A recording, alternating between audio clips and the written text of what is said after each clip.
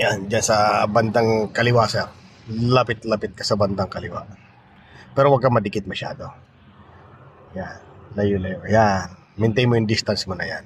Hanggang tumapat yung side mirror mo dyan sa ilaw niyan. Okay, let's stop. Lagpas ka, ano? Okay, sige, dito. Lagpas ka. Sige, okay lang. Punta ka dito. So, adjust ka na lang dyan. So, tapat mo lang yung puwitan ng sakyan mo doon sa gulong, doon sa likod. Okay, stop. Ayun, di ka natingin dito. Mali yung sight mo. Oo. Tignan mo. Lagpas, oh. Stop na. Lagpas. Nakita mo yung tignan mo yung side ng sakyan mo. Lagpas. Tignan mo sa gulong dapat, oh. Gulong nung Yes. nakatabi. Yes po. Okay. Yan. Yan, yan. Then dapat, no? Then, copy kita. Okay. O, todo manibela mo. Sa kaliwa.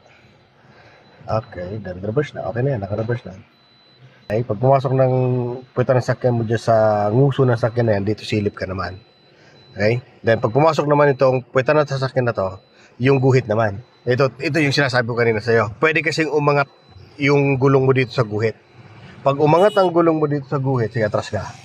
Yan, umaangat, oh. Gitna mo manibela mo. Yan, okay? Sige pa, atras. Sige, then kumabi ka na dyan, sa kaliwa. Kaliwa, yan, todo. Then, atras.